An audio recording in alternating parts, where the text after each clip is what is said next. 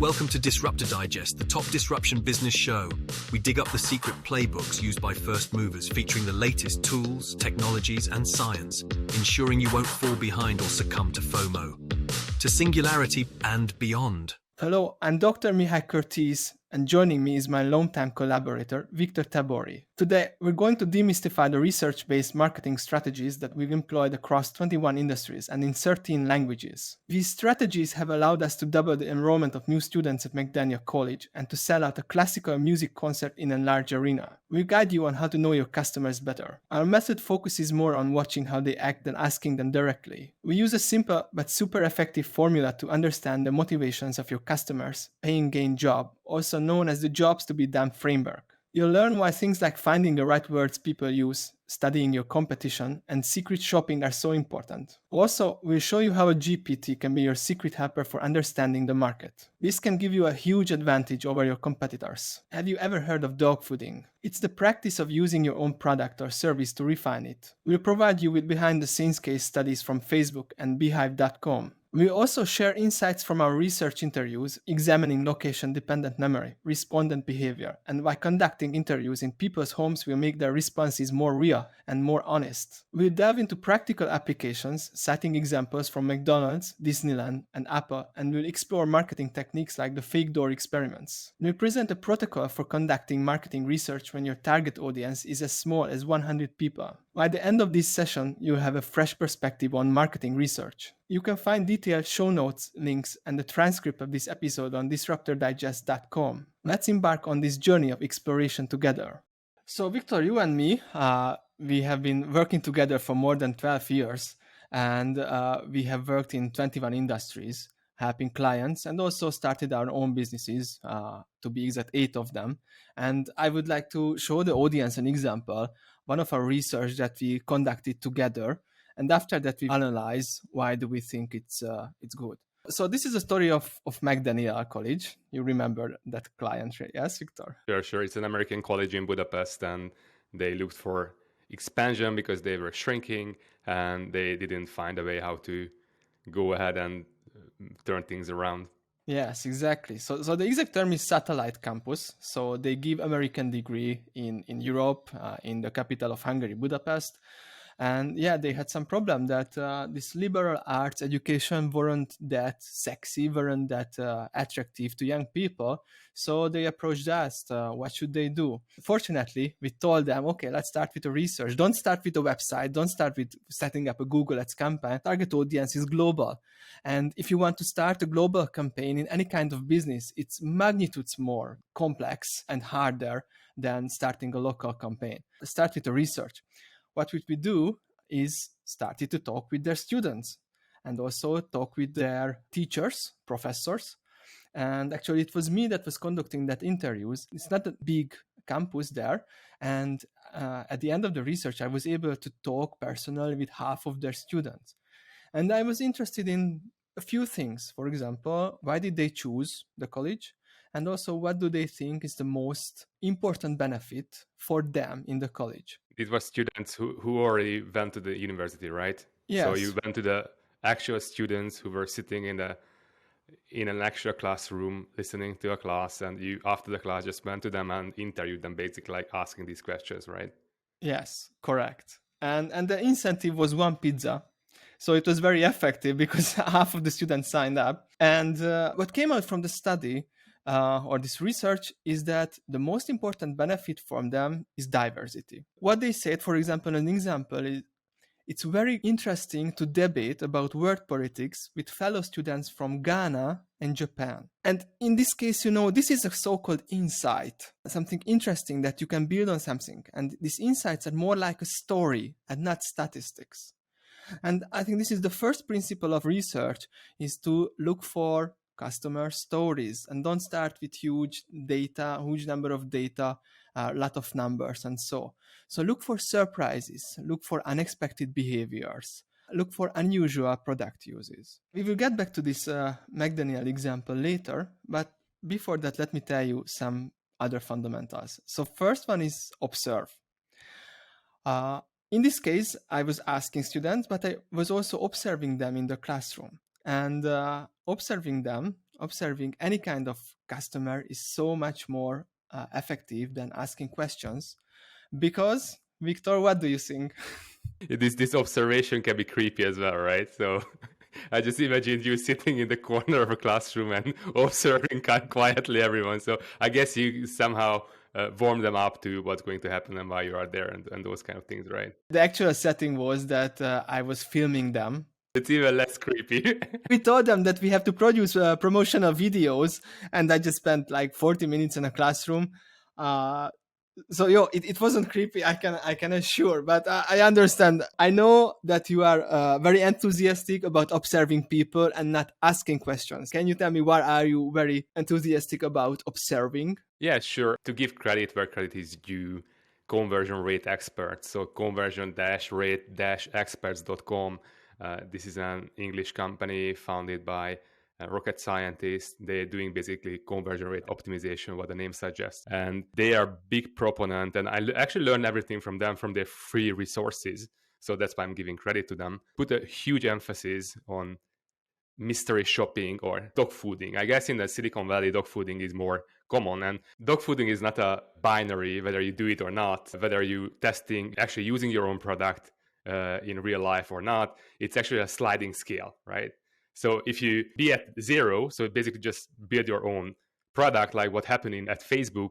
At one point, Zuckerberg was telling everyone that they should use Android devices as well. So he demanded people to use Android devices because all the engineers were using Apple devices, the highest end devices, and they had zero clue about the median experience of the user who didn't have money to shell out like thousands of dollars each year to get the latest mobile device or latest computer for that matter. So that's kind of like 0 where they were, and then he demanded people to use Android devices, and then kind of like all the bugs were surfacing because the people who were working on a product, they realized, okay, how it could be better because they were using it. And also, I see this as kind of like the biggest barrier in Silicon Valley. So all the developers are using the beefiest computers, which are costing someone's yearly salary, and they are just detached from the median user.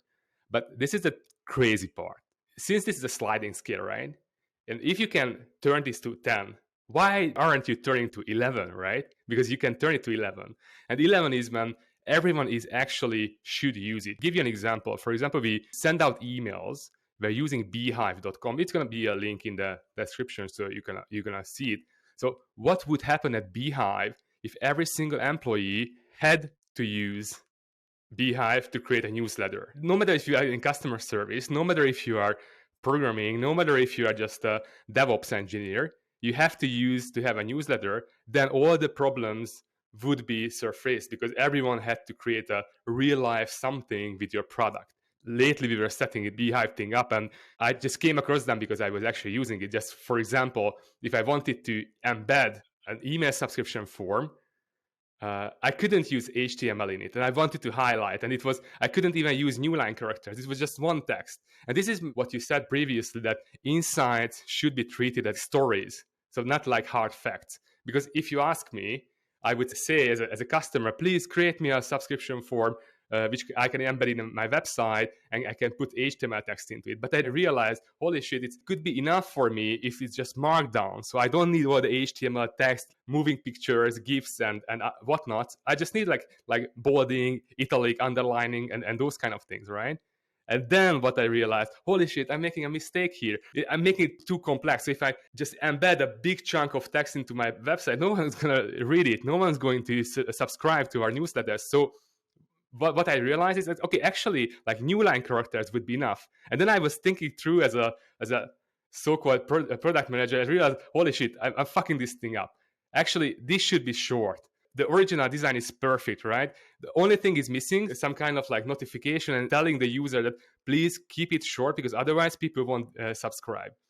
So that's kind of like why you should use it, and also have to treat these things as feedbacks, as stories, and not as hard facts. Because if you like grab every single feedback as fact and you implement it, you most of the time will make a bigger mess than previously. One more crazy thing, and this is like actually turning the dial from 11, right, on the dog fooding scale. So one of the engineering company did this, who I know, and they co-located engineers at customers. So each engineer had to spend 1 week on site with a customer, and they had to work there, right? So that was kind of like the home office or co-located office with a customer, and they were seeing how the customer is using. They heard all the frustrations, right? So they got like the first-hand experience from the customer. So that's kind of like, if you can do it, that's one of the best things. If you can for a long time observe how your product is used, so not just like screen recording softwares and those kind of things, but actually be there physically and force your employees to be there physically with your customers, that's perfect. You can learn a lot, and that's kind of like the 11 on the scale of dog fooding. I see. Okay, so back to why do we want to observe people, right? So first thing is people tend to lie. We tend to lie even ourselves. For example, 80% of people say that they are better than the average driver. And we really think that.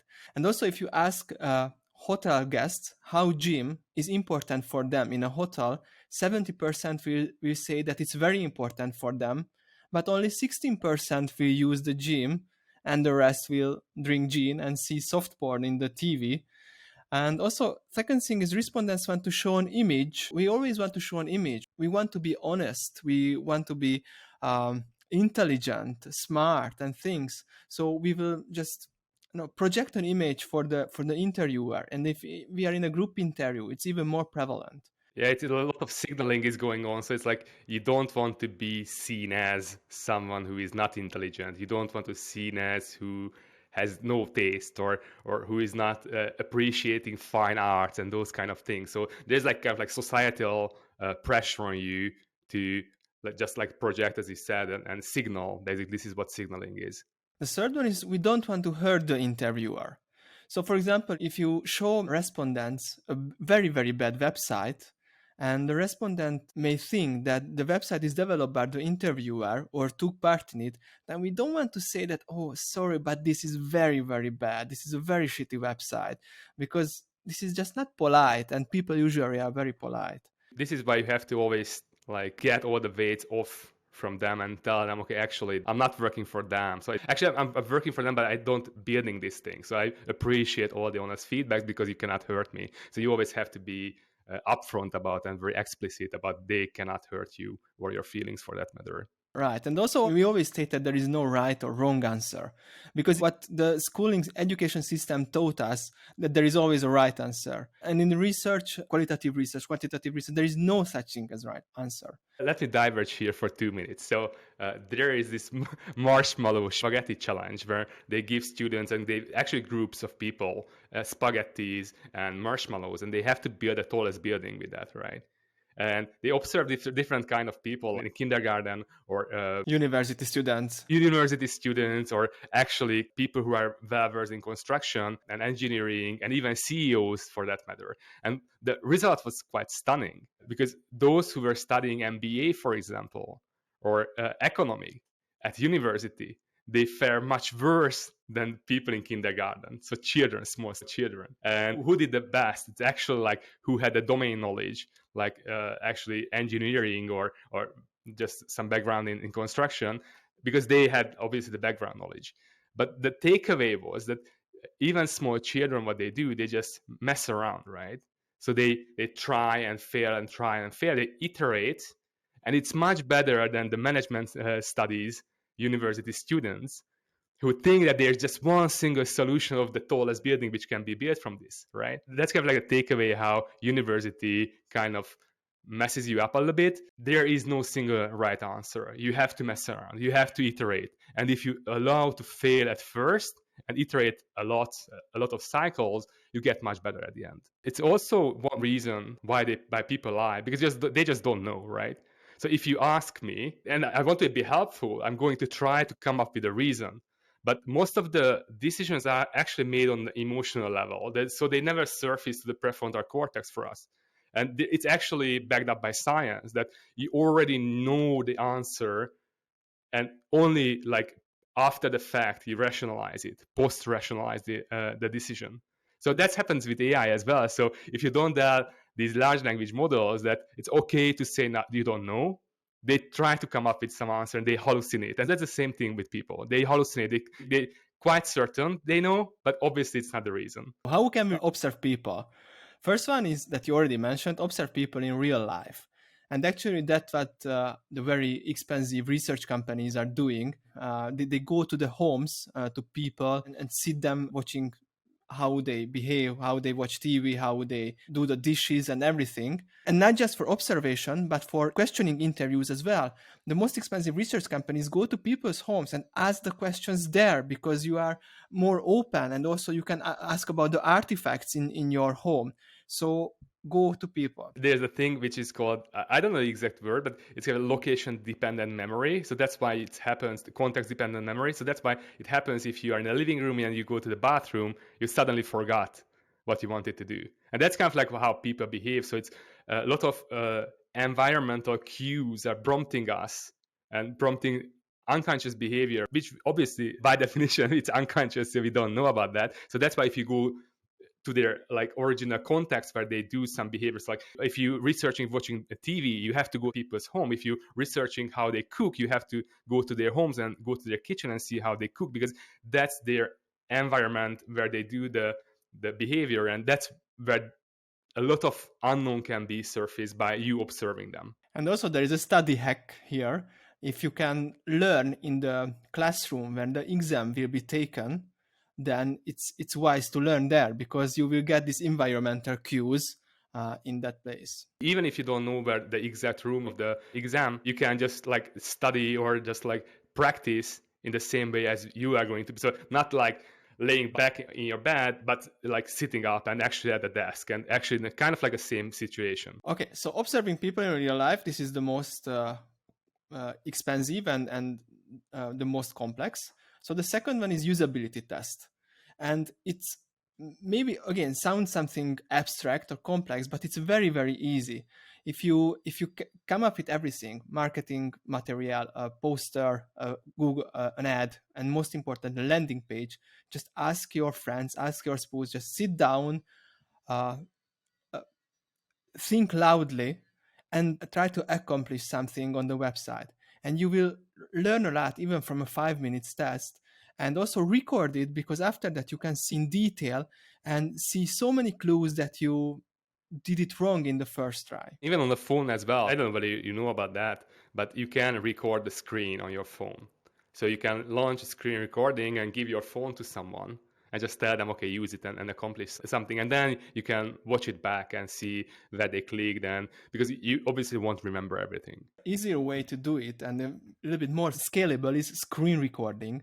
There are some softwares. Our favorite is Hotjar, and you just install one pixel on your website and you can see how people use your website. It's kind of like, who doesn't know, it's like what a pixel is. It's basically just an HTML code. So you have the website, and just the same way as like an image is put on a website, the same way you get a code and you just put in it. It's like it's extremely easy to put inside the website and start using it. After we started to record these sessions that people using your website, when we publish something live, I'm very eager to see the first users, see 20, 30, few dozens. And in the beginning, you will get a lot of insights. How do they scroll? Where do they click? And so. And later, it will have a diminishing return. But there is a very useful feature in Hotjar, and I guess other platforms as well, the so-called rage click. It happens when something is not clickable, but the users are repeatedly clicking, click on something, and you will learn a lot from that. And even your website can stuck. So it's like, even if it's clickable, like a button, if there's no feedback, like, okay, I acknowledge the click and I'm loading, so there's no loading feedback, then user can like rage click to something and post like a picture 1,000 times if you are not, if you weren't careful with designing your website. I'm not sure whether you came across this before, but I was observing one of my friends, and he was reading on a desktop computer with his actual mouse. So he was just actually following the text he was reading with the mouse. So if you watch these recordings on a desktop computer, a lot of the time you can actually see how fast and where people are reading and what they are rereading as well. So you just see, if you're really curious and you really observe, and you can see them, they go back and just like move the cursor and what point, because they don't understand, it's not clear. So that's kind of like a quick hack which I came across. Okay, so the next one is Google Analytics. And I know that you heard the latest version of Google Analytics called GA4. And we can talk a lot about Google Analytics. We used it thousands of hours in our life. You mean by this that GA4 is a big pile of stinking shit or something like that? We cannot say that, right? We cannot say that. It wouldn't be politically correct. So, yeah, we can talk about it in a later episode if you are interested. But just one thing here is to focus on segmentation. We will talk about segmentation later, but it's very easy to mix together segmentation and see the average route, the average person, the average time on site and things like this. And it can do more harm than good. So let's go with something other useful, setting experiments. And our favorite is Fake Door. So what is Fake Door? I will tell you an example. A few years ago, Piano Guys, which is a music group with 2 billion YouTube views, came to Budapest, and we were responsible for their concert marketing. And we were sitting at a client meeting, and the client started to debate that if they should make a package with a concert plus a hotel room for the night, so people who come from the countryside can comfortably stay somewhere close to the location. They started to debate it. Okay, how should we organize? What should be the price and things like this? And we suggested that before we go into this, just put a so-called fake door on the website. So put the option on the website that there is the package.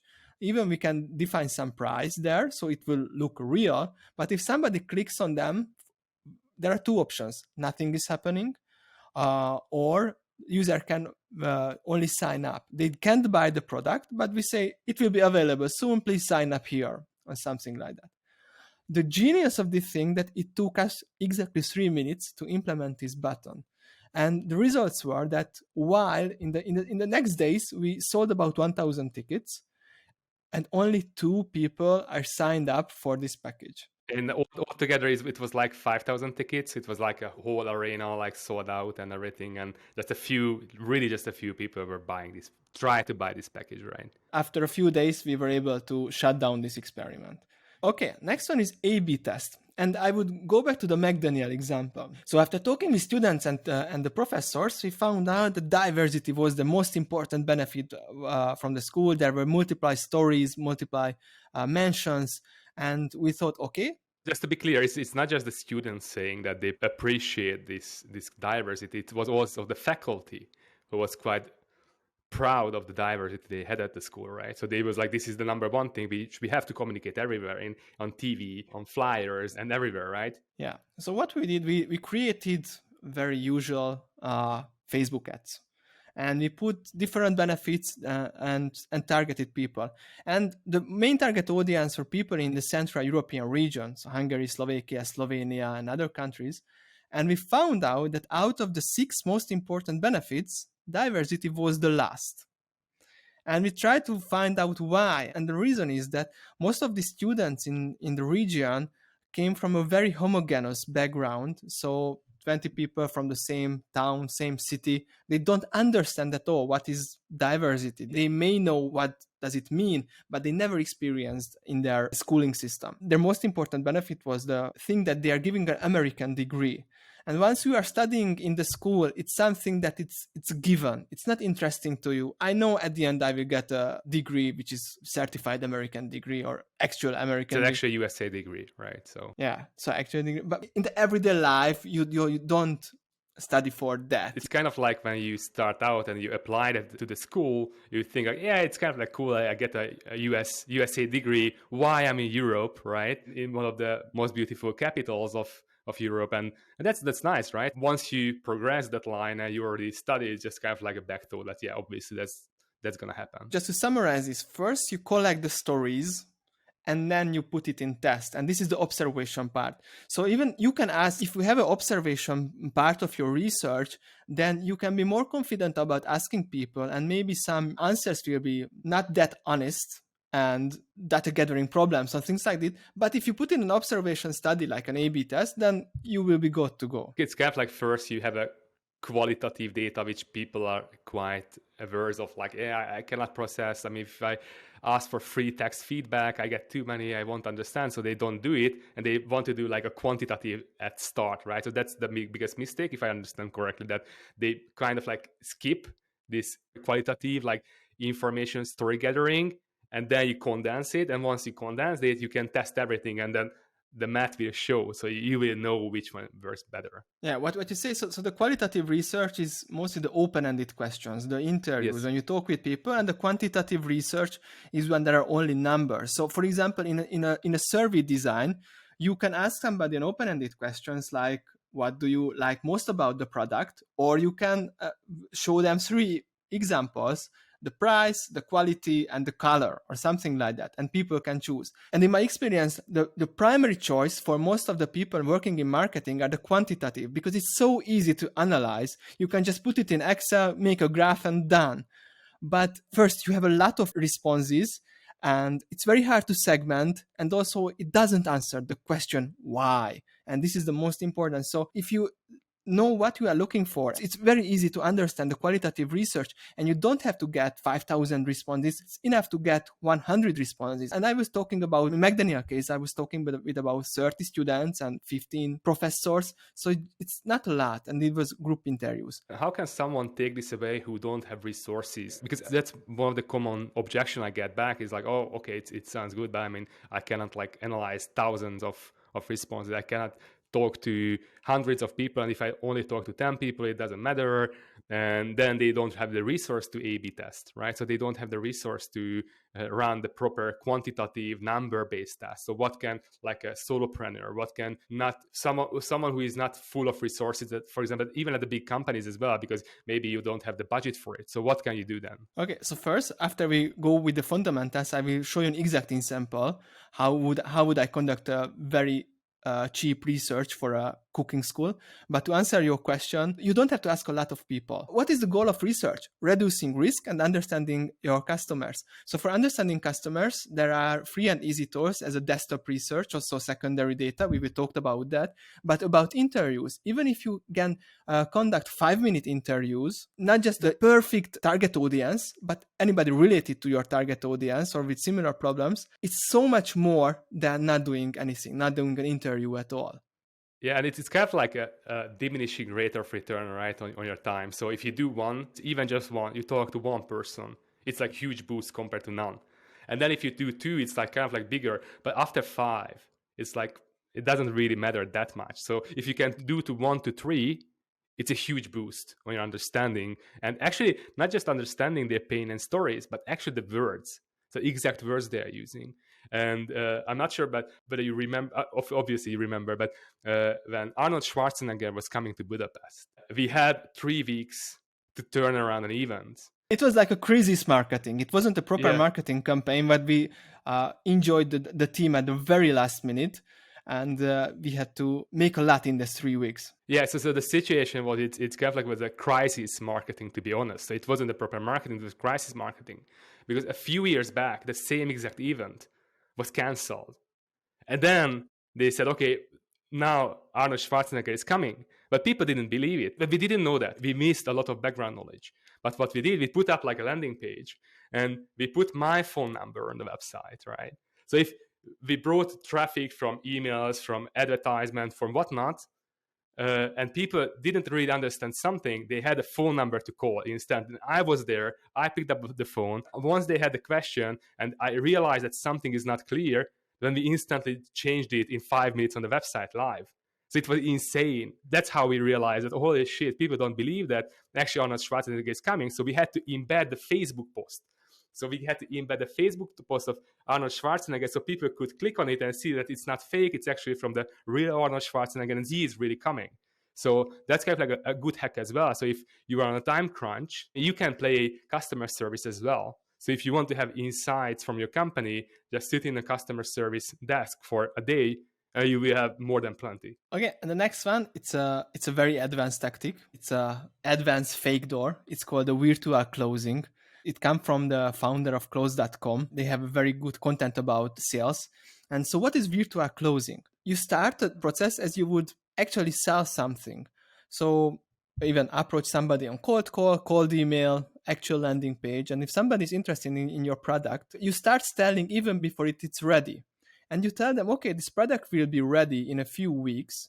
So what do you need to buy it actually? Just go through the process. So for example, you ask, okay, what do you need? What is the first step that you need? And for example, they say, I have to understand what are the exact benefits. And you say, okay, after you understanding benefits, what is the next step? And a potential client would say that I have to present 3 other options to our procurement team. And you don't stop anywhere. You go through, okay, after procurement team says it's okay, what is the next step? Then you say, I have to present it to the legal team. Okay, and if the legal team says, okay, what is the next step? Then we have to write a contract. Okay, and how much does it take? What is the next step? What is the next step? And you go through the sales process and you will understand so many things about who are the actual decision makers, what are the obstacles, and what you should focus on. Genius, love it. I never went this far, to be honest. Last time I was on a podcast, which was listened to not too many people, but 30,000 people. I gave a fake door test of gigabrief.com, which is a newsletter for AI. So it's like, as it says, it even has a character of Giga Chad, kind of like a Viking character who is writing this AI letter. And I made a fake door test for it, just a landing page, and thousands of people sign up. So sooner or later, I have to launch my newsletter, I guess. This was the observation. Let's go to the asking. If you have to ask people and you can't observe them anymore.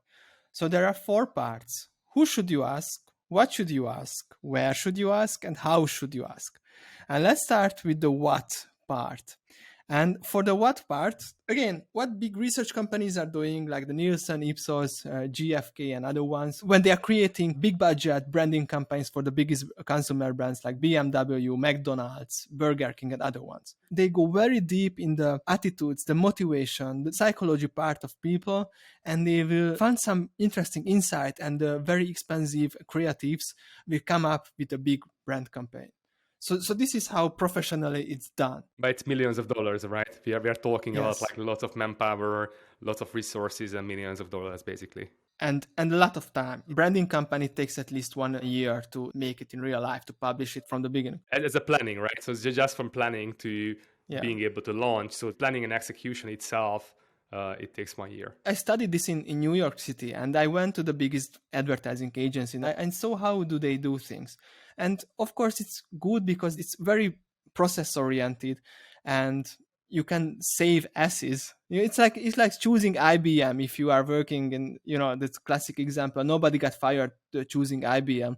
Nobody got fired choosing Nielsen as a research company. If you work for Vodafone, which is a hundreds of millions of dollars business, even in Hungary, if they develop a new offer, they don't have to go that deep like they would develop tens of millions of dollars branding campaign.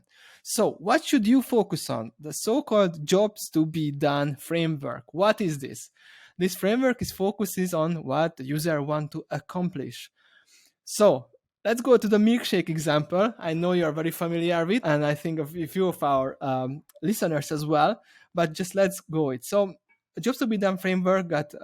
It basically was popularized by Clay Christensen. Yes. He was one of the most influential management thinking people, and he actually was a professor at Harvard. So he was one of the biggest proponents of jobs to be done. So he was approached by McDonald's that McDonald's wanted to increase their milkshake revenue. And their initial question was, and I will read it, can you tell us how we can improve our milkshakes so people would buy more from us? Do they want it cheaper, chunkier, chewier, chocolatier? So they were really focusing on the product. And the texture of it, right? So they made 2 huge mistakes here, if I'm not mistaken. First is they went for the quantitative feedback. Instead of asking open-ended questions like, okay, what is your biggest pain? What are you looking for? So instead of these questions, they were like, okay, these are the 4 or 5 options. Which one you would choose? And the second thing is they assumed the actual customer expert of solution.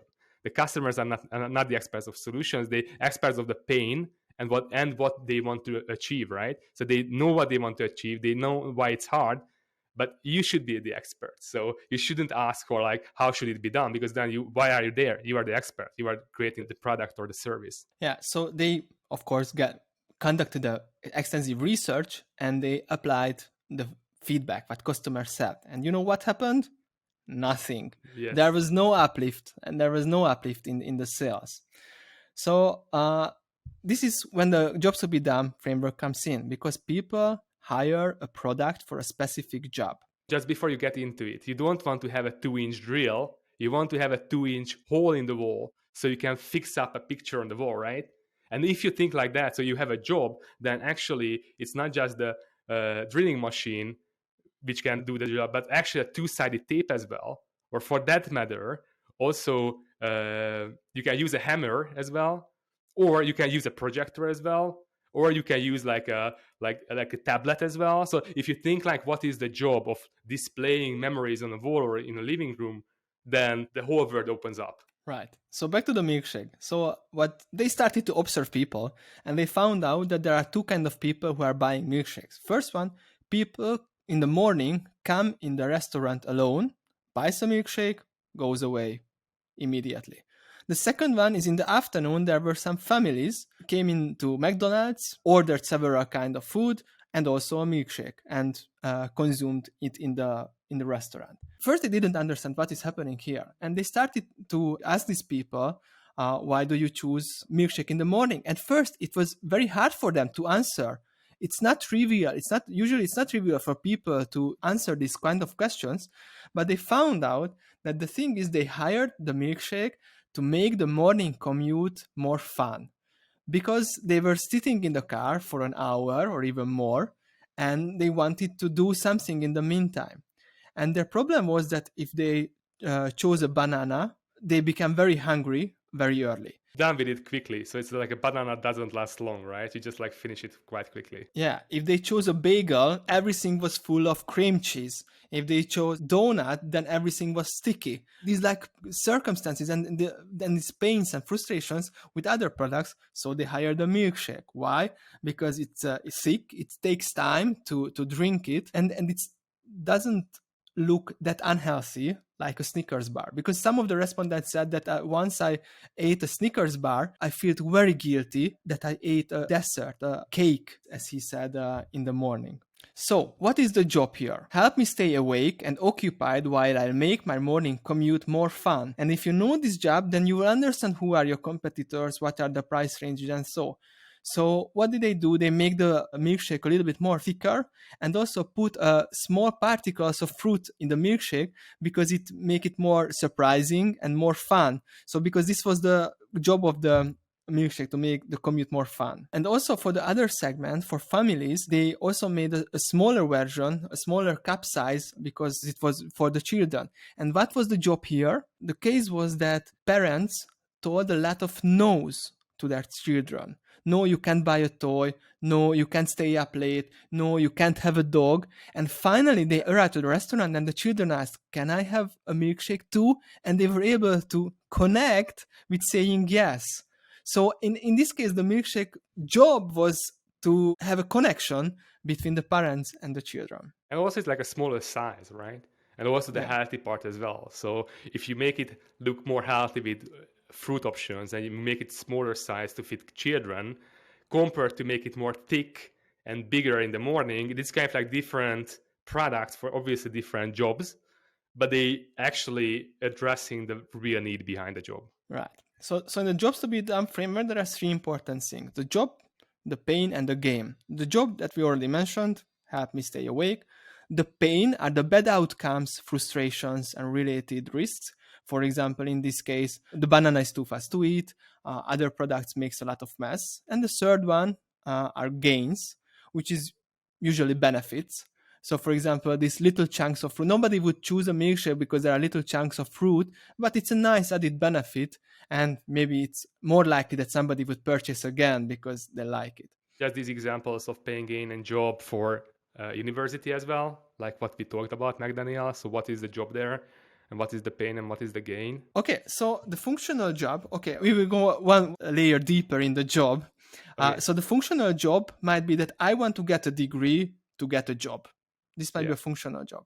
It's same with the car from getting A to B. So it's kind of like very, very like raw, very not so sexy, just like getting something done. It's like functionally getting A to B, getting a degree, and so on and so on. Yeah. The second one is the so-called social job. So for example, I want to look like an educated people in the eyes of my friends. I want to make my parents proud. So you want to impress other people. So second one, this is a social job. Third one is the emotional job, that you want to feel in a certain way. In McDaniel example, Budapest has an image of a party place for young people. And we found out that parents choose the price range of the university, and usually students use the actual city of the university. And this is something related to emotional job, that students want to feel themselves good, they want to have fun in their youth. So next one, in this example, what can be the pains? What do you think? I came across this actually, and it's most of the time just either way you don't know what to do in life. So that's kind of like buying some time for yourself, or you try to finally impress your family, because they always ask and nag you, okay, what are you going to do? What are you going to study? And that's kind of like putting an end to these questions. And it's just kind of like, okay, now I'm applying to university, I'm working on it, and then you are free. So I think these kind of things mostly, in my experience. What is your experience? You are totally right, because McDaniel College is a so-called liberal arts college. And liberal arts is how would you characterize it? Getting out of business really quickly. No, it's not the information you wanted to say. The benefit of liberal arts, as they say, that they teach you how to think about things, and they give you a foundation for everything. They teach you the right ways of thinking. So the right ways, right? Yeah. Nah, just kidding. Still. So go ahead. Sorry. I think diversity is a gain in McDaniel's case. So having to talk with somebody from Japan and Ghana in the class is a gain. It's a benefit. It's not a job. It's not a pain. It's just a nice added plus. But when you are there, so you can party in the city. The nightlife is quite neat. So it's a huge gain, right? You may be not aware before applying, but once you are there, it's quite good. That is obviously the university student. What do you do? It's like if you not study. And even if you study, you party. So we already emphasized segmentation as well. And just another example, think about Disneyland, that with enough data, you can draw the average route of people where people walk in Disneyland, but it would be a so-called one size fits none solution, because some young couples, families with children, and senior people would walk a very different path in Disneyland, experience very different things, and everybody would be happy. But if you want to make them to go on the average route, then nobody would be happy. So that's why it's important to segment, and don't mix segments, not even in your research. Are we going to talk about the different levels of jobs, like functional, social, and emotional, or are we done with that? Because I want to diverge for 2 more minutes here. Yeah, we can diverge now. Okay, so it's Victor is diverging for 2 minutes again, section. So let me share with you, because it's quite amazing. So it took me 10 years to understand this. So we were using this jobs to be done framework for 10 years. And then I realized why card brands like Apple, Starbucks, or Tesla are card brands, and what is the triune brain theory behind that. And I want to give you the 2-minute gist of it, so extremely quickly. And also want to explain that why these brands, or these card brands, never make sense from the outside. Their fans are always labeled as irrational, so they never make sense. Let's look at Apple, for example. If you look at Apple devices and computers and smartphones, if you look at memory and processor, you can find better Android phones. You can find better laptops with bigger capacity hard drive, with stronger memories or stronger CPUs, right? But still, people are choosing Apple, right? And I know, because when I was young at the university, I had a Windows laptop. I was always tweaking. I was always trying to make it better, right? So that was my goal. And the functional job is just computing, writing text, using it for work and those kind of things. So that's the high-level functional job. And the social job is all about signaling. So all about how you look in the hierarchy in society, right? So I can display my wealth with Apple, right? So I'm wealthy because I have Apple computers. And also Apple tries to position itself as a privacy provider. So it's kind of like they don't sell ads. They didn't sell it, now they sell it, but that's kind of like they don't sell it. So their privacy, it doesn't really work that well, that positioning. So that's kind of like the social level. And the emotional job is, how do I feel myself if no one is seeing me? And that's kind of like, it just works. So if I just open my Apple laptop, I can work. I don't have to optimize my Apple phone, my iPhone, right? Because it just works. And that's why from the outside, it doesn't make sense, because it's not competing on a functional level of whether how hard it is, how strong the computing power is. It's competing on a social and emotional level. So how I feel and how I look like. And that's the same for Starbucks. So Starbucks coffees are basically just like a big bunch of milk, hot milk with lots of sugar and a tiny amount of coffee. So from the outside, the functional side, it just like to wake up and drink coffee in the morning, you can find better, even artisan roasted coffee beans, right? And you can do it yourself. And you can buy an AeroPress or and so on and so on. So from the outside, it never makes sense to buy a Starbucks. But a social job, it's very distinctive, the cup, right? So everyone can see that you are rich because you are buying an overpriced sugary milk, right, basically. And also on the emotional job, you feel loved, right? Because the hot milk and coffee feels us basically loved. So it's competing on the social job mainly, and also a little bit on the emotional job as well. And the last example is Tesla. So it's like, lots of people are saying, yeah, it's overly expensive and so on, it has downsides, so it doesn't really make sense. And Tesla fanboys, just like Apple fanboys, it never makes sense from the outside. And the Tesla car is just getting from A to B, right? So why not you are buying something cheaper, right? Or even like Volvo, something which you can trust more, right? But for that matter, if you just want to get from A to B, the competitor is also home office, because if you don't have to go to the office, then you don't need a car, right? So that's a functional job. Then the social job is, how do you look like? Obviously, it's expensive, so you look rich, but also it's green signaling. So this green signaling social job is really strong lately, where you can basically signal that you care about the planet, you care about the environment, and so on and so on. And the emotional job is the same with Apple, because they fix all the time, they push out updates and they fix minor issues in the software over the air constantly. So it's making your life easier. So that's kind of like the system, how these cult brands work. They never compete on the functional level, they compete on a social and emotional level. And how strange that the triune brain theory is basically an evolutionary theory about like a lizard brain at the core, which is the oldest part of the brain, and it evolved a limbic system on top, which is no longer just concerned about survival, like emotions, how you feel yourself, but also social interactions, so social jobs. And then the prefrontal cortex, the latest layer, which is making the rational decisions. And if you look at it, all the cult brands, cult strategy is based on targeting the lizard brain and the limbic system. So it's kind of like the social conduct, social hierarchy, how people see you, and also how you feel yourself. So what cult brands do basically in one sentence, they take away pain and frustration, so they solve for the emotional job and also make you look good in society. And that's all. That's the gist of it. And it took me 10 years to understand it, and now you have it in a few minutes. For example, for Apple, some people would say that mostly in the area of Steve Jobs, that Apple wouldn't conduct researches. And it was like they just intuitively know what people want. And in Miami at school, one of our teachers told us that just 1 week. You shouldn't talk about this, right? That's what she said.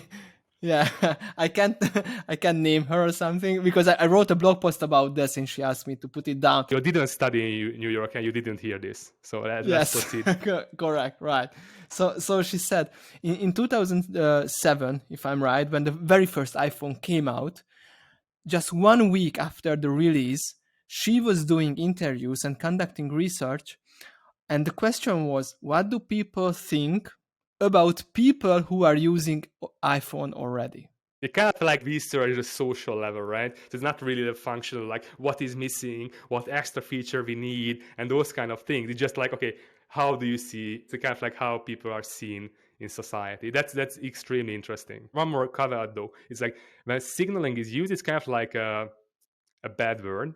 Not using signaling is kind of like signaling as well. So you wear like cheap clothes, and that's kind of like you signal that you don't care about like these superficial things in life. But we do it all the time, and that's kind of like how we survive. So it's very deeply ingrained in human society and human survival that we are working as a society, not alone. So it has an extremely important function. It's not irrational.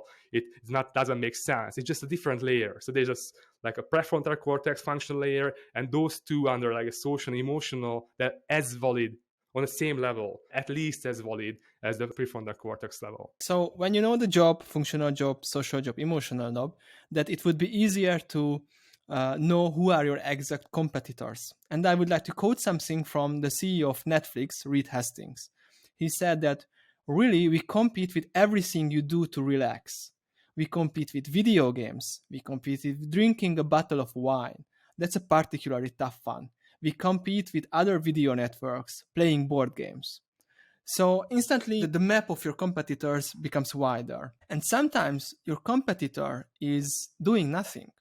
For example, in cases of online universities, the alternative for people who cannot afford the regular universities and don't have time for regular universities, the alternative for them is doing nothing, not learning at all. Because if their functional job is to get a degree and they just learn from the degree to get a better job, then they won't even learn. That's kind of like changing lately. So the AI revolution is now changing education as well, because now it can tailor to each specific need on a scale. So like Chegg Inc. like lost a huge value of their stock, Duolingo as well.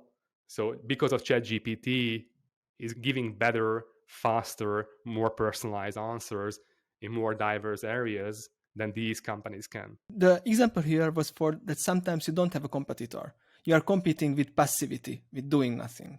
That's really important what you're saying, because that's disruption, like lower level disruption means. And it was, again, Clay Christensen was a big proponent of lower disruption, which is coming from the lower end, that most of the time, like AI tools now are competing with nothing.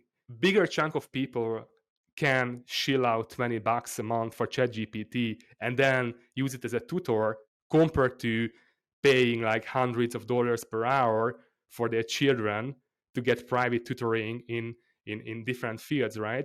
So these tools, even though they are like, it's portrayed as not perfect, they're actually competing with nothing. And compared to nothing, even an imperfect thing is infinitely better. Okay, so next part is the pains. Usual research, we spent about maybe 30% time on understanding jobs and at least 60% on the pains and the remaining 10% of gains. And I tell you why pains are the most important. Because usually you want to make people to switch from a current solution, try something new, try a free trial, buy your product or something. But they need a lot of frustrations that will make them motivate to switch, because it's a emotional investment. Even I guess like the traditional VC wisdom is like at least have 10 times better alternative if you want someone to change, right? So that's kind of like the ethos as well there, that you have to have not just marginally better, you have to be like in a different ballpark if you want people to change to your solution. Yeah. So we research pains and we put them in big bold letters in a landing page, in our marketing communication, and also in sales materials and in the sales process. And just, okay, what are pains? Just an example. Think about IKEA. What are one of the biggest pains of the families with children? That they have to bring their children in IKEA and shop with them. And it's very annoying to focus on which exact furniture you want to choose when somebody constantly crying and giving you a lot of guidance about what do they need. And so what IKEA did, there are childcare, supervised childcare in almost every IKEA, and you can put your children there and shop. Enjoy shopping alone, right? And some me time. Yeah, and with pains, you don't just have to focus on building a better mousetrap, build a better product, but it's about building a larger mouse and then building terrifying fear in your customers about the mice. So if you really have to emphasize these pains as well. And then also it's just like how much the company is actually understanding you, right? Because if they understand your pain and they're using your words, the exact words you are using to describe your pain, then you know that, okay, I can trust them because they speak my language. They speak what I actually feel and live through day to day. Okay, so I would like to show our listeners a few example questions. And we will put it the whole list in the show notes. Just I would like to highlight a few. So to uncover pains, you can ask customers what makes your customers feel bad. What are their frustrations, annoyances? I know you like this question. That what's keeping your customers awake at night? Also, what risk do your customers feel? And how? Okay, current solutions. How are your current value proposition underperforming for your customers? And the last thing is how do your customers define too costly? And it's important to measure things. First, what do you say? It takes a lot of time, too much money, substantial effort. What is too costly for them? And second, for example, somebody said it takes too much time to wait in line. How much is too much time? Is it 1 minute, 5 minutes, 20 minutes? So you need to measure these pains. What is too much? Even just like using scales. So that's, for example, used in pain management in clinical settings, that they always ask, what is your pain level from 1 to 10? And when it's 10, they don't judge it. It's personally, it's 10. So they give you painkillers, right? But they have to understand, because some people are just saying, yeah, it's extremely painful. And what is the pain level from 1 to 10? It's like, yeah, it's 5. Then it's like kind of like normal, right? Painful compared to lying on a beach, on a sunny beach, right? So that's why you always have to at least put in a comparative sense to a scale from 1 to 10 to understand, like, okay, get a glimpse of what someone means when they say a lot of waiting, for example, or it's cost a lot. What does it mean exactly? Last things are grains, which are usually the benefits. And we will put the uncovering questions in the show notes.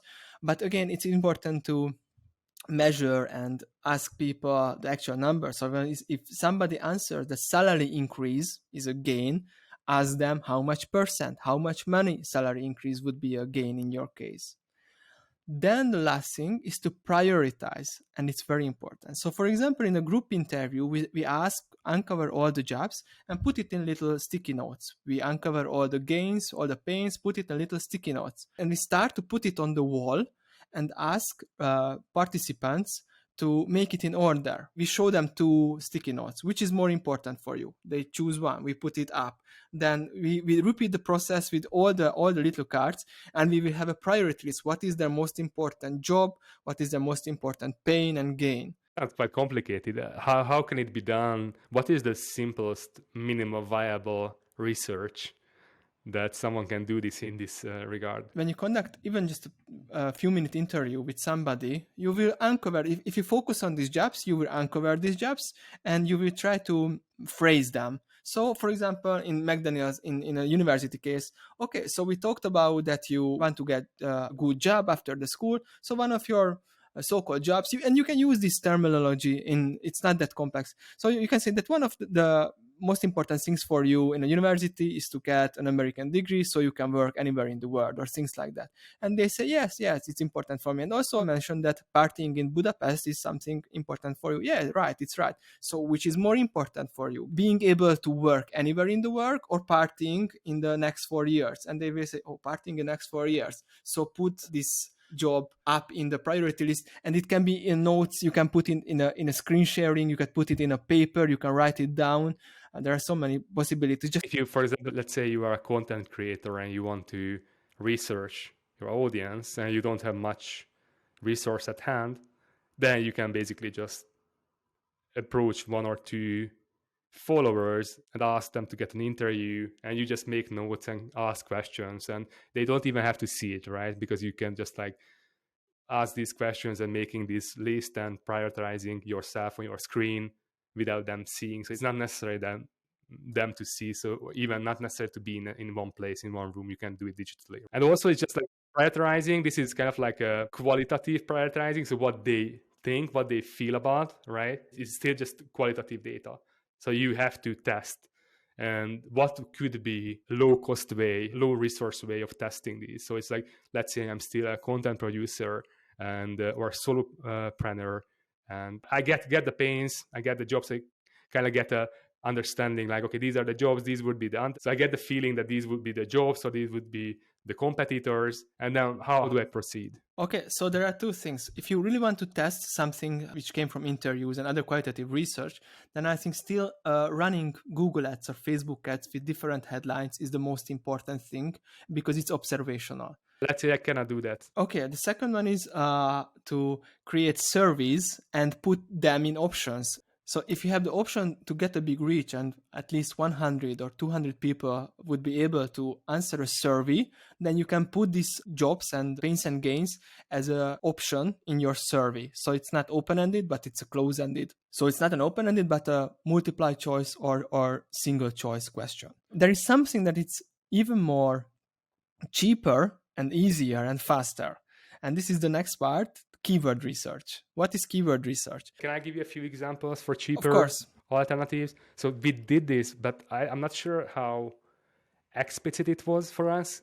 But going to conferences is one of the best thing, and most of the people is doing it wrong for two reasons. One is when we went to a conference as an exhibitor, then we actually put up the communication which was already tested, right? So we already collected the information qualitatively, then tested it with A/B tests and advertisement, and we used actually for McDaniel College like American degree, and we were proactive. So we weren't just standing there and waiting for people to come. We proactively went out from our booth and approached people and started discussions with them.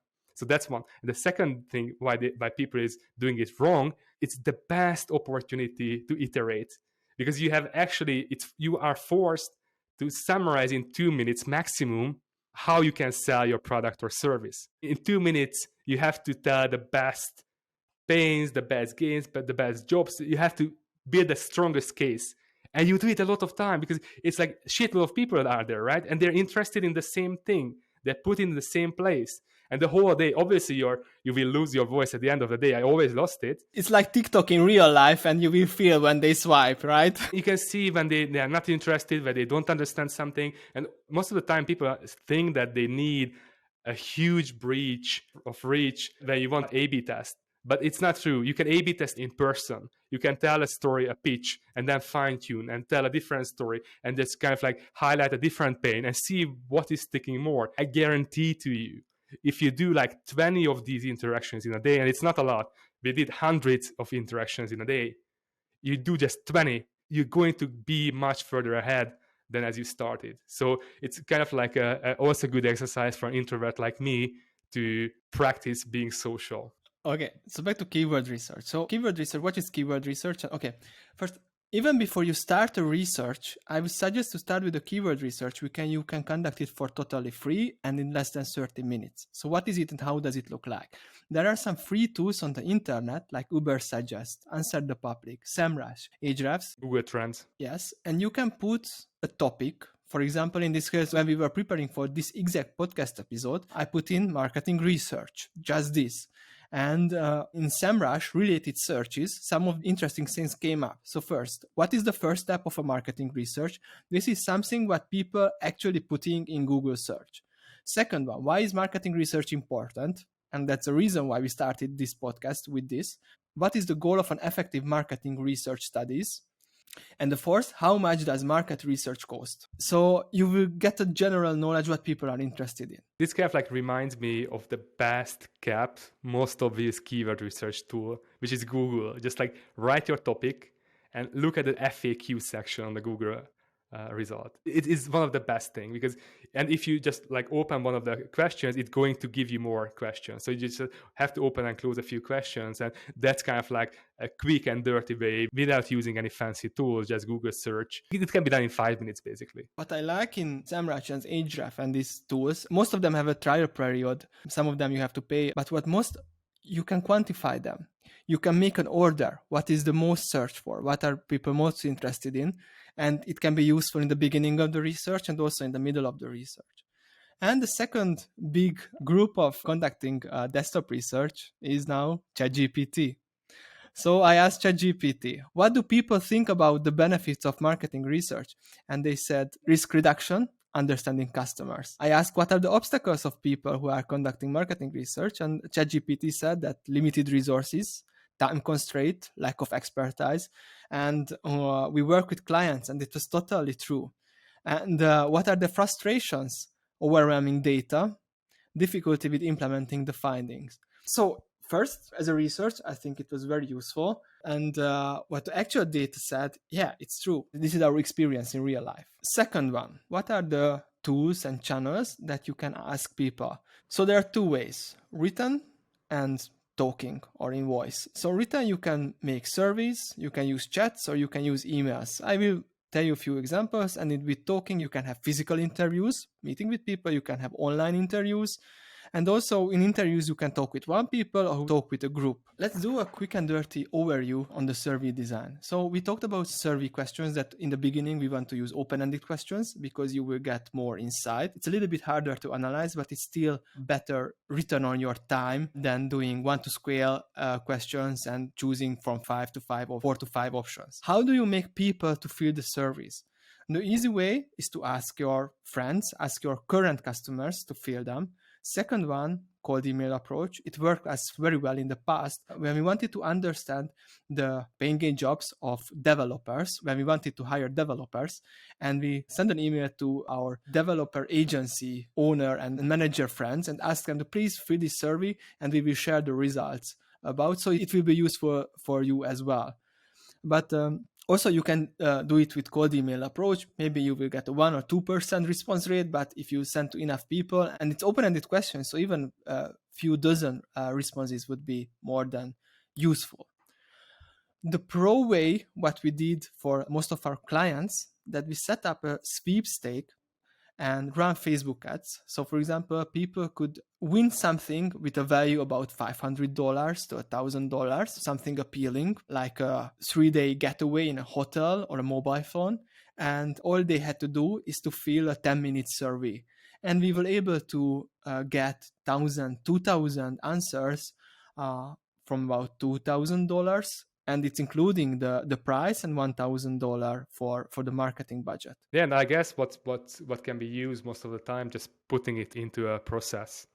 So put it in the flow. So it's like in our case, when someone is subscribing, we instantly start to ask questions about them, so onboarding them. But that's the same if someone is approaching you because they want to hire you or your company, and you ask follow-up questions, right, to clarify whether there's a match, right? And you can ask about the competitors as well. You just send me an email about how a cold email provider is basically asking customers that, okay, if you use a competitor, send us the last invoice and we credit you the same amount so you can try us for free, for literally free, without cost.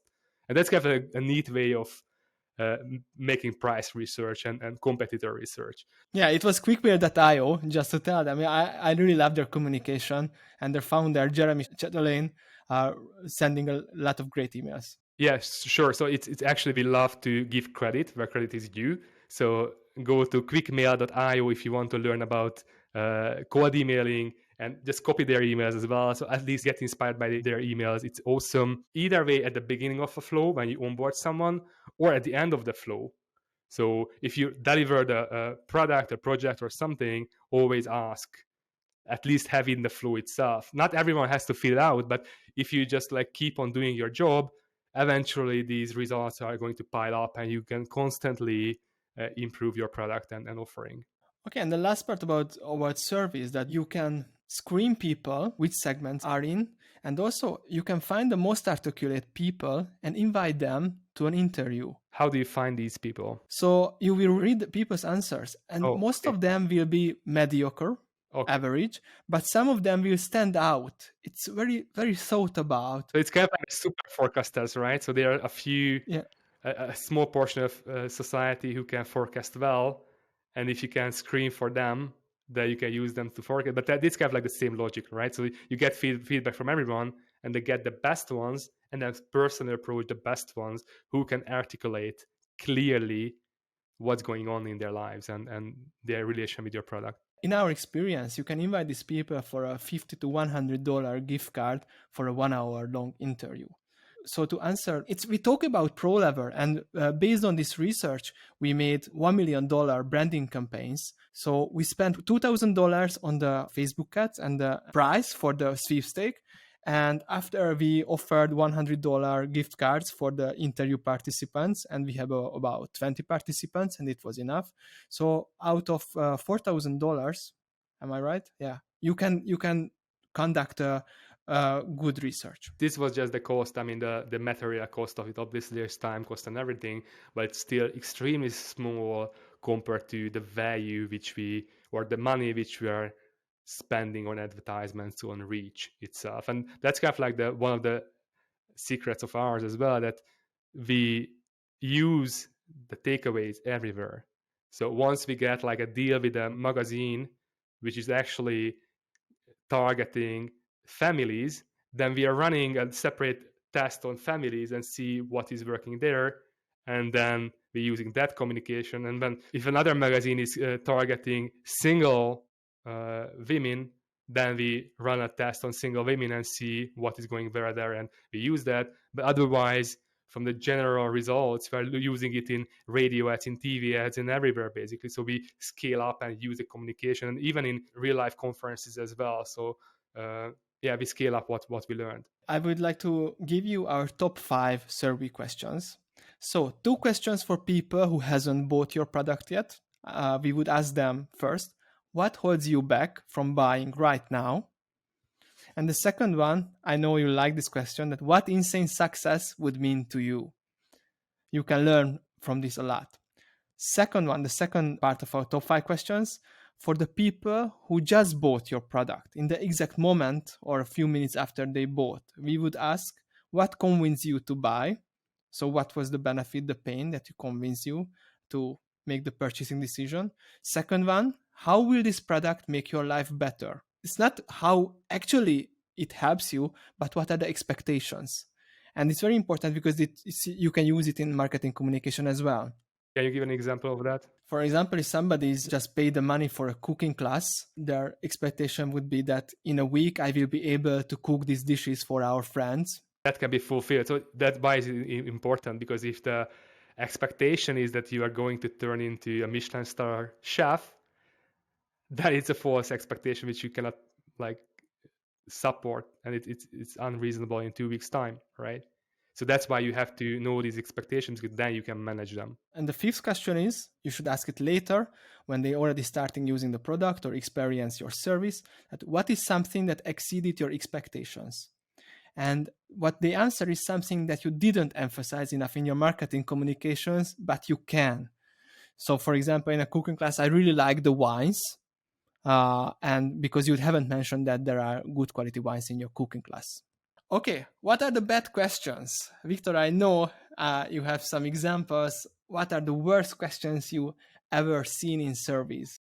I guess we talked about this. So just to summarize, either way, you ask quantitative questions. So choose from these fixed options at first, and that's how you start this whole research process. That's obviously not good. And the second big thing is when you ask customers to come up with solution for you. We already talked about this. They don't know most of the time, and you are the expert. You should be the expert. You should ask about their goals, their fears, their pain.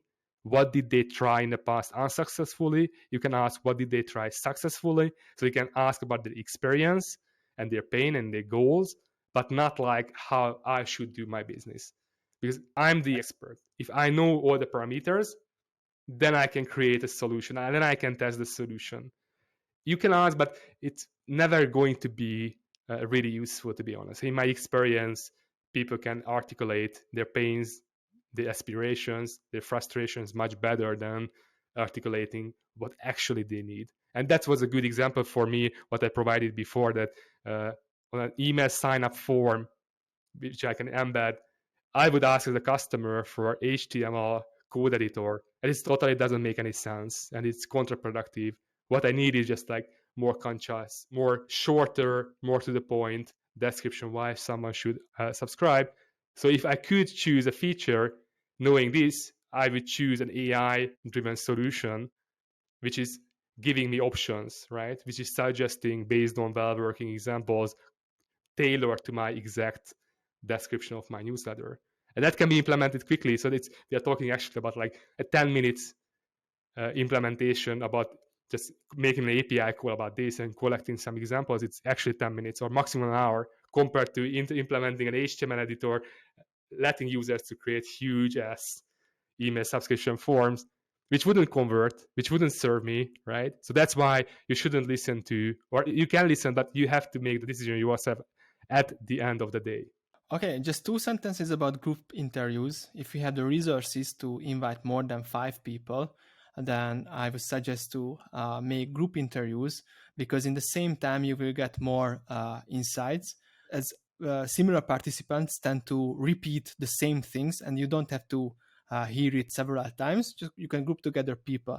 The usual way is to group together from the same segments, so similar people, so they can relate to each other and they can tell new things that other people didn't say. But there is an advanced hack here that you can mix together different people. So, for example, people who are very passionate about Japanese cars and people who are very passionate about German cars, and they will clash, they will debate, and you can learn more from any group interview. You also can do it on Zoom as well. So it's not something which is out of reach for most people, I guess, because if you shoot out an email to followers or to your readers and you invite a few to a Zoom interview, you can record it, you can transcribe it, you can rewatch it, and it can be quite productive as well. So it can be quite low cost. It doesn't cost too much to run these. Okay, we have 2 more tools, and we will give you an actual example how from the beginning to the end of research.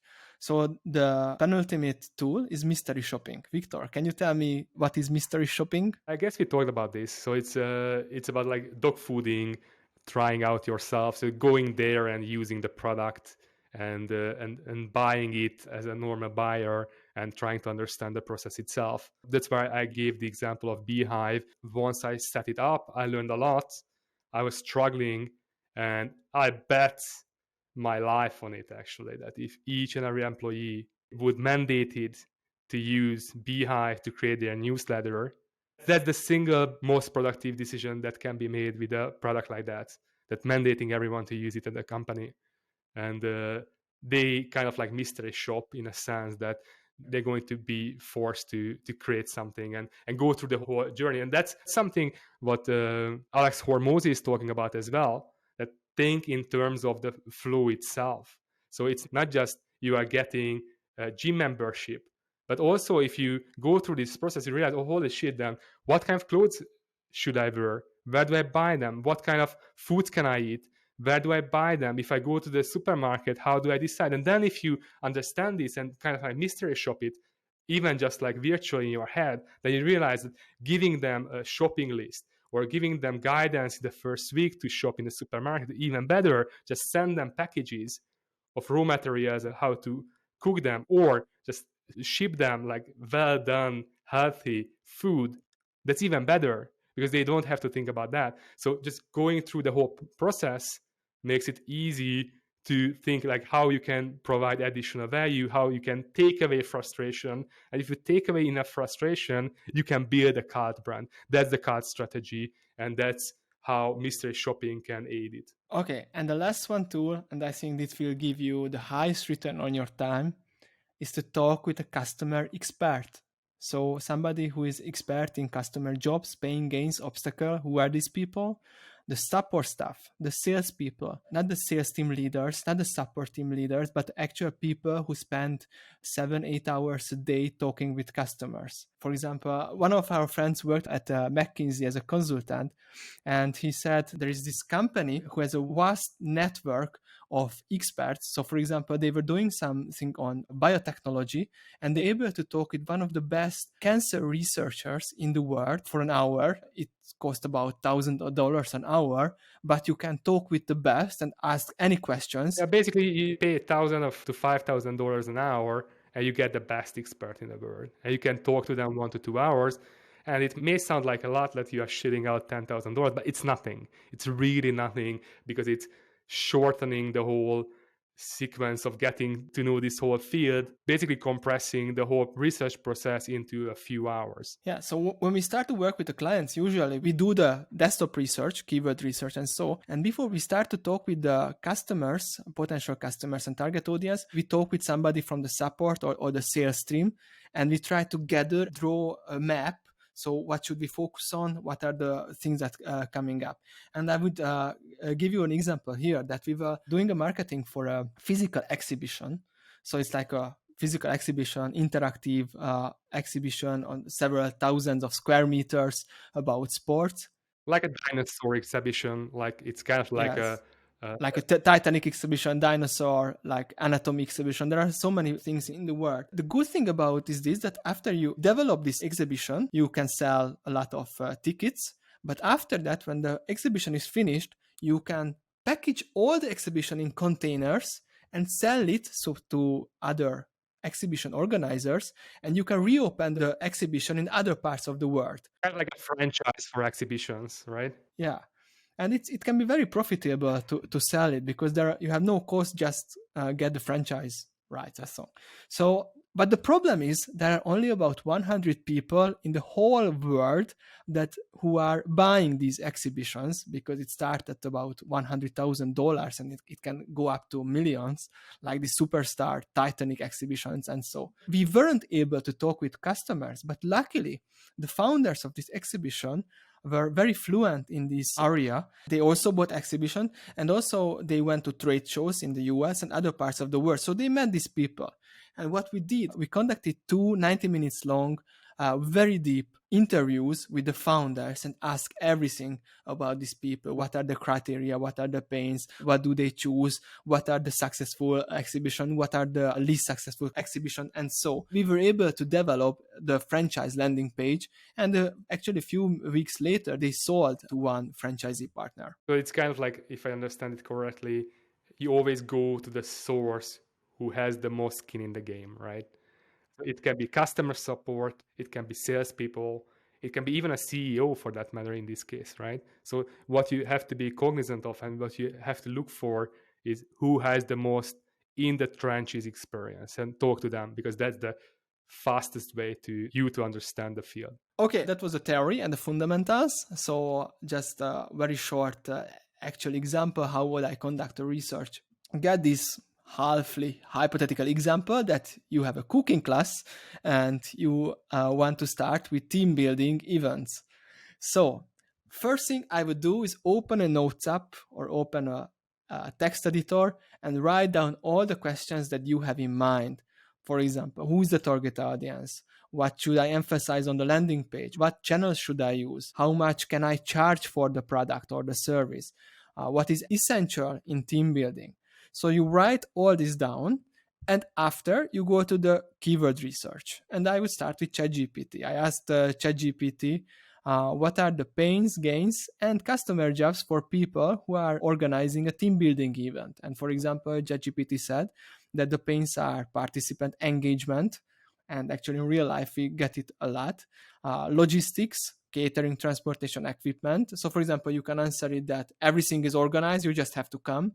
Time limitations, measuring effectiveness. Second one, gains. What are the gains? Networking possibility, increased motivation.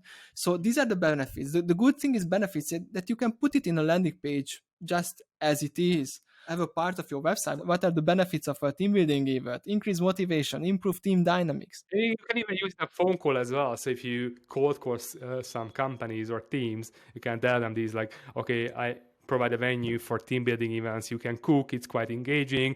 You don't have to think about logistics. Everyone is engaged, and so on and so on and so on. So you can actually use in a phone script as well. So you don't have to have fancy websites or email communication for that matter. And what are the customer jobs? Activity selection, event planning, and budget management. Budget management, I found out that, for example, some people say, is it deductible? So there are some financial things that if you plan ahead and you show the solutions, it will be easier to get clients. So after ChatGPT, I went to SEMrush and I just put team building events, team building and team building cooking class. And I went to related questions and I found out that most people put near me team building near me. So now I know that you have a radius when you can serve people. Most probably don't want to go far. Second one, they put virtual team building. So now you have an idea for another product. Also, it was cheap, indoor, outdoor. You can target these keywords and you can think about how can you put it in your marketing communication. Also, some people put it Christmas, and yeah, Christmas is a big part of team building events. Everybody is having fun, so you can plan ahead. And also there was a question how a team building event impacts employee morale and motivation, which is similar that ChatGPT said. Next one, find your competitors. We talked about, okay, first start with the immediate competitors, people who are already offering the same service. And I checked some of our competitors' website, and I found out something interesting about segmentation, that most of their websites talk about company team buildings, but in the bottom part of their website, there were friends and family team building events. So again, segmentation that we already mentioned several times comes up, that you should segment here as well. Also, when you analyze your competitors, you should analyze what is the main benefit that they put on their website, what is their title, what is their headline, most probably based on intuition, but also experience. So you can think about why do they put there. Here's a quick hack as well, ChatGPT hack and prompt, that get a few testimonials, and using the testimonials, put in a prompt and say, these are the testimonials for my product, which in this case is team building events and cooking as a team building event. And it can instruct to give me an exhaustive list of possible headings and subheadings for my website, which maximizes conversion. This is going to be in the show notes, so don't worry about this prompt. That you can actually use what people are saying and get creative with ChatGPT and write some options for headlines and subheadlines. Yeah, and about reviews. First, I would read a lot of reviews manually, because there are some hidden things. For example, in the cooking case, somebody said, I was able to cook the dishes to my guests. So this is some gain, some benefit.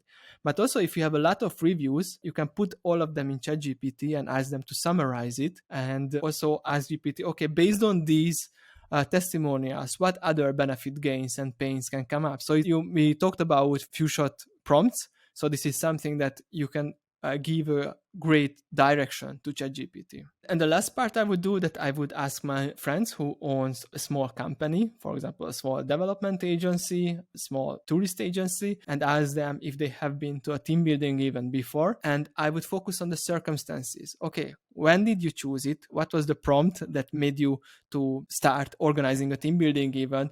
What was your annoyances, frustrations? What did go well? What did go wrong in the team building event? So you can learn about this.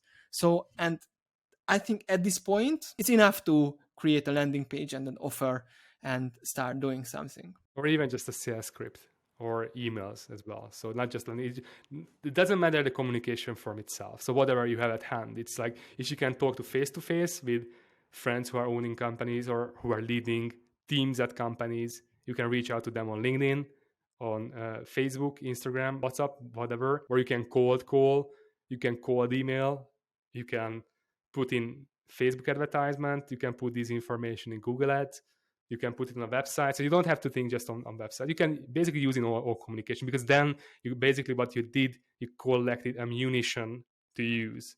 And from that, you can pick and choose what you want to use and you can test them, right? So there's no pressure. At the beginning, just focus about having iterations, as much iterations as you can. And at the end of the day, you will have much more data to back up what is working. Actually, you can double down on those. Okay, Victor, I think that is all for today. And dear listeners, if you are interested in any part that we didn't put too much time in this, for example, Google Analytics, writing the exact questions, please comment below, write us an email, and we will incorporate your feedback in our future episodes. Over and out. Bye, guys. Thank you. Bye. In the next episode, we'll talk about AI image generation. We'll delve into the mysteries and hidden insights to stay ahead of your competition. We'll explore the core of AI image generators, including Midjourney, DALL-E, and Stable Diffusion. Misunderstandings about AI image generators are widespread, and we're here to dispel them. We'll reveal how these generators don't just copy and paste, but operate in the latent space. This means they intricately comprehend and combine elements such as style, lighting, and composition, offering an unprecedented level of creative freedom. We'll discuss how Midjourney's rapid feedback loop helps them offer unmatched quality over competitors. While it may be an excellent choice for small-scale projects, we reveal why custom models are superior for enterprise-level applications. Beyond Stable Diffusion, we'll also explore how AI tools like DALL-E, Canva AI, Adobe Firefly, and Lumen 5 are transforming the visual AI landscape. We also highlight pressing issues surrounding privacy, societal impact, and copyright concerns with AI image generators. Lastly, we won't overlook the practical tips. Unleash the creative power of AI by drawing inspiration from training datasets, curated styles of renowned directors or artists like Wes Anderson, and even the simple shot on iPhone prompt for realism. We also touch on how to stay ahead in areas from logo design to e-commerce. Did you enjoy this episode? Don't forget to subscribe and rate us. It really makes a difference. For all the insider info, including show notes and transcript, check out disruptordigest.com. Are you a part of a software as a service or a cutting-edge tech company with more than $1 million in revenue? They're offering a limited opportunity to a select few to accelerate growth. Visit artisan.marketing to learn more. See you next time.